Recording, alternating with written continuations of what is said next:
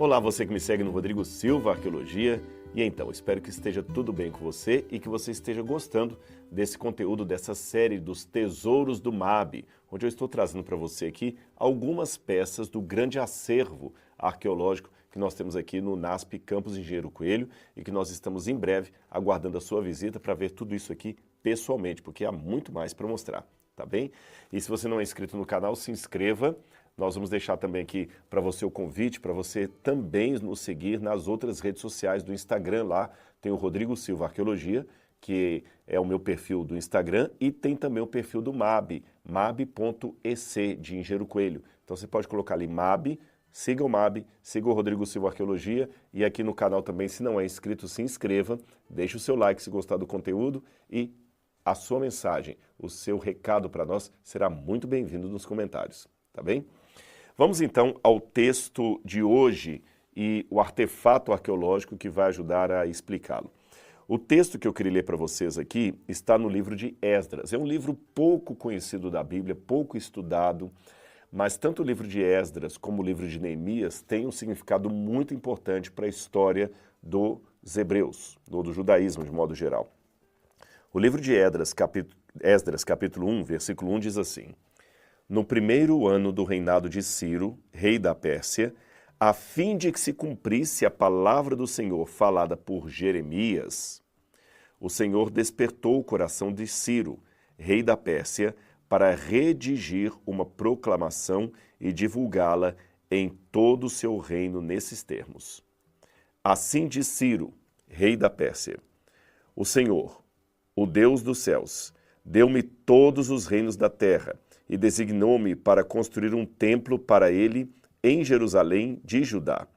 Qualquer do seu povo que esteja entre vocês, que o seu Deus esteja com ele, e que vá a Jerusalém de Judá reconstruir o templo do Senhor, o Deus de Israel, o Deus que em Jerusalém tem a sua morada, e que todo sobrevivente, seja qual for o lugar em que esteja vivendo, receba dos que ali vivem prata, ouro, bens, animais e ofertas voluntárias para o templo de Deus em Jerusalém. Este decreto de Ciro é muito importante, mas para explicar a importância dele, eu tenho que voltar um pouquinho no passado aqui. Você sabe que nos tempos bíblicos, nos tempos dos reis, houve uma ruptura entre o reino do norte dos hebreus e o reino do sul. O reino do norte ficou com o nome de Israel e a capital seria Samaria, e o reino do sul ficou com o nome de Reino de Judá e a capital seria Jerusalém. Esta ruptura aconteceu após o reinado de Salomão, quando seu filho Roboão assumiu o governo. Então teve Roboão governando em Judá e Jeroboão governando o norte. Havia muitas brigas entre ambos os reinos. Eram tribos de Israel que agora brigavam entre si. E o reino do norte se ajuntou com impérios pagãos para destruir Judá. Judá, por sua vez, ao contrário de confiar no Senhor e ser fiel, preferiu fazer aliança com os assírios, que eram pagãos também. Os assírios destruíram o norte em 722 a.C. e o sul ficou agora vassalo da Assíria como um pagamento perpétuo de valor pelo que eles haviam feito. E o sul também pecava contra Deus, desviando-se da aliança, quebrando a aliança, desviando-se dos mandamentos. E uma das coisas que o sul fez foi cometer muita idolatria.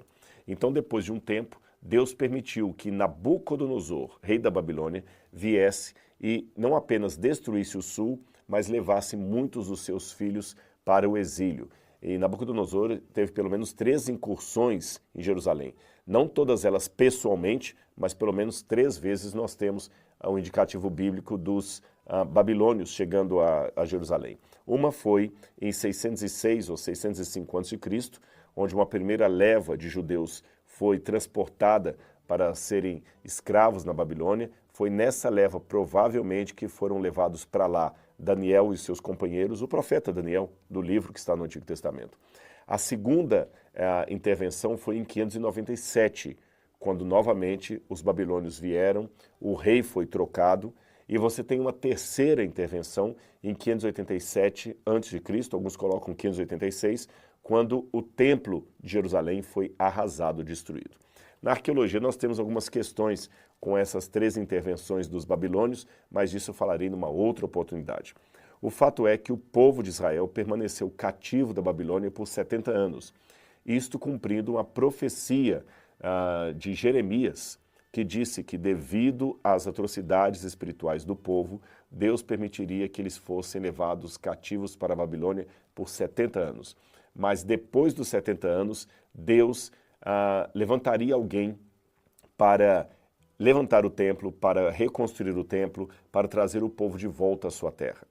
O profeta Daniel viveu durante esses 70 anos da opressão. Mas o livro de Esdras conta como foi o fim dos 70 anos, quando se cumpriu a palavra de Deus a Jeremias, que Deus traria alguns para reconstruírem. Aqui nós não estamos mais na hegemonia dos babilônios, quem dominava o mundo eram os persas. Só para você ter uma noção, os persas hoje seriam os iranianos, o Irã.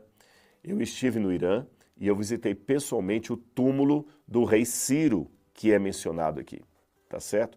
E o artefato arqueológico que eu trouxe do acervo para mostrar para vocês hoje é justamente esse aqui, que é uma réplica do cilindro de Ciro, um decreto de Ciro de reconstrução das cidades. Esse decreto foi encontrado em Babilônia, tá certo? Vou contar do achado arqueológico dele, e a sua inscrição aqui, o seu conteúdo, nos ajuda não apenas a confirmar a história bíblica, mas também a dar contexto para aquilo que a Bíblia falou. Aliás, a Bíblia foi tão precisa, tão maravilhosa, que para você ter uma noção, até o nome do rei Ciro, que aparece aqui nesse decreto e na menção do livro de Esdras, o nome dele foi citado pelo profeta Isaías muito tempo antes de Ciro sonhar em nascer. Eu vou ler com você aqui Isaías capítulo 44, para você ter uma noção do que eu estou falando. Isaías capítulo 44 fala de como Deus haveria de levantar alguém para destruir os babilônios e libertar o povo de Israel. Isaías 44, deixe-me ver, versículo, acho que é o 28, isso mesmo. Isaías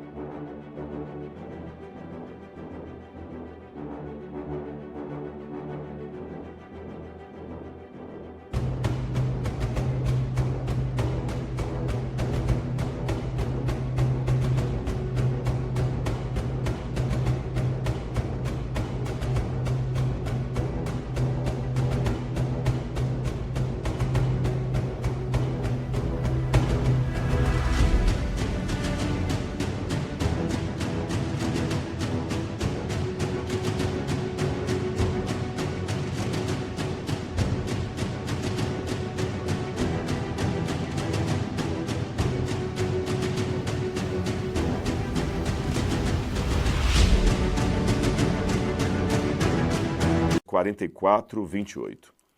E acerca de Ciro, diz o Senhor, acerca de Ciro, Ciro nem tinha nascido ainda, o profeta já o chama pelo nome. Essa é uma das profecias mais assertivas da Bíblia, porque o profeta não apenas fala do evento, mas anuncia até o principal personagem desse evento, dezenas e dezenas e dezenas de anos antes do personagem nascer. Assim diz acerca de Ciro: ele é meu pastor e realizará tudo o que me agrada. Ele dirá acerca de Jerusalém: seja reconstruída, e do templo sejam lançados os seus alicerces. Essa profecia de Isaías é tão precisa que críticos da Bíblia chegaram a duvidar da sua cronologia histórica, ou seja, muitos dizem que isso aqui foi escrito depois de Ciro, é que eles chamam de vaticínio et ex eventum, é uma profecia escrita depois do evento revelado, para dar a ideia que aquilo foi profetizado quando não foi. Tal é o desespero dos críticos da Bíblia em tentar explicar como que Isaías pode ter acertado aquilo, sendo que esses críticos, na maior parte deles céticos, não acreditam na inspiração profética da Bíblia. Mas Isaías vai mais além. Nas palavras do Senhor, ele chama Ciro de ungido, de Messias. Olha aqui, Isaías 45, verso 1. Assim diz o Senhor ao seu ungido. A palavra hebraica é Mashiach, que significa ungido, Cristo. A Ciro, cuja mão direita eu seguro com firmeza. Isso aqui que Isaías falou. Então, quando Ciro veio com os persas, e como eu falei, foi muito emocionante para mim visitar o túmulo de Ciro lá no Irã, quando você vê Ciro chegando com o exército persa e decretando que todos aqueles que Babilônia havia levado como fala assim, levado como deportados, né? Levado em exílio, essa palavra que eu estava buscando. Todos aqueles que os babilônios levaram como exílios terão agora, por decreto persa, o direito de voltar para suas cidades. E esse texto aqui, esse exemplar aqui da arqueologia, ele é muito importante nesse sentido porque ele confirma exatamente aquilo que a Bíblia apresentava. Esse cilindro, ele foi encontrado quebrado, como você está vendo, ele tem uma parte quebrada aqui, a parte de trás dele também está quebrada, estão vendo, olha? Então, os arqueólogos só puderam ler essa parte aqui que está mais bem preservada. Esses tipos de cilindros, eles eram construídos geralmente, deixa eu me ajustar aqui para ficar certinho, eles eram geralmente feitos como se fossem documentos, anais de um reino. Por exemplo, você não tem hoje em cartório as laudas de reuniões, às vezes tem várias atas de reuniões são colocadas no cartório. Quando você vende uma casa ou compra uma casa, não tem todo ali o escriturário, não coloca ali, olha, a escritura de compra e venda.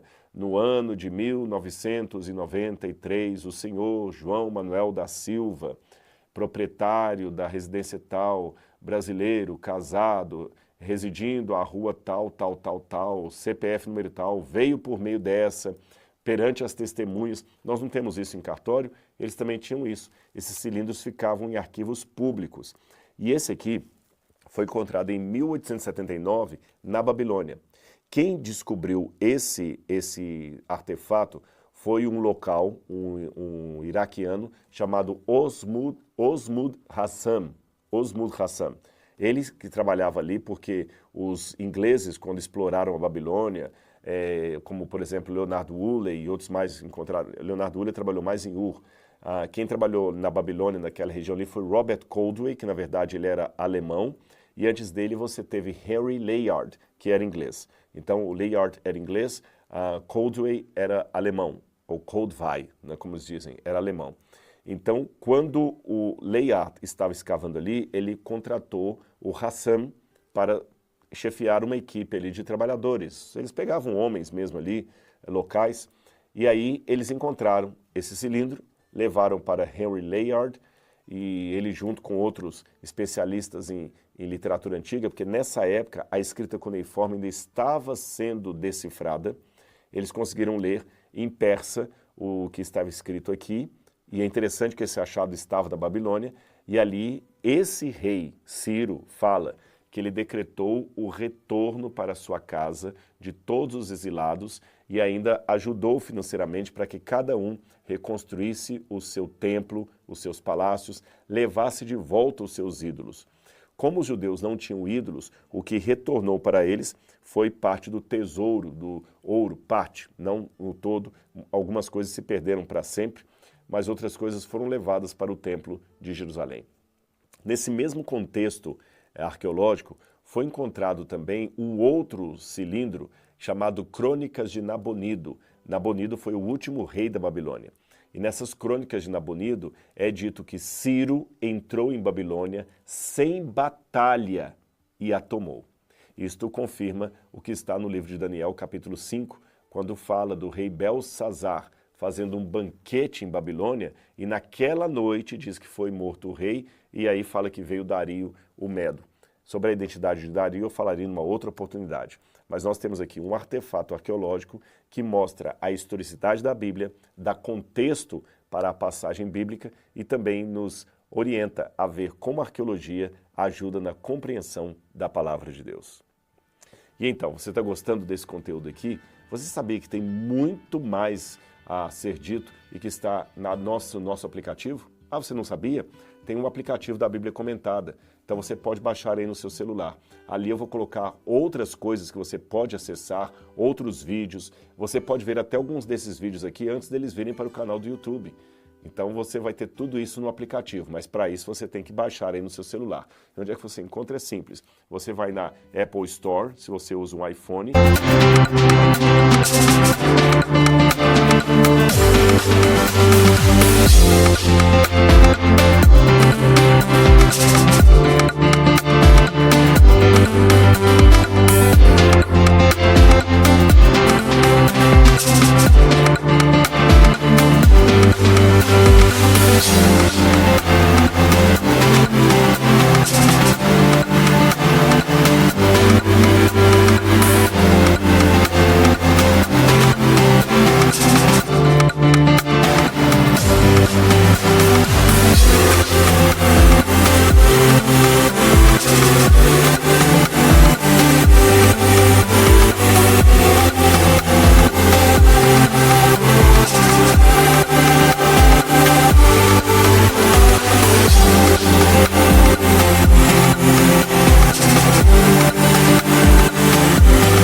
Ou você vai na Play Store se você usa um Samsung, algum outro tipo de celular. É fácil, é simples. Se você for mais velho, peça um adolescente, ele sabe como baixar o aplicativo para você, não tem vírus, não tem nada, e ali tem muito material interessante que a gente prepara com muito carinho para fazer você compreender cada vez mais, de maneira mais profunda, a historicidade da Bíblia Sagrada. E se a historicidade desse livro procede, a profecia que ele contém, de igual modo, é verdadeira. Que Deus abençoe você e sua família. Um grande abraço e até o nosso próximo encontro.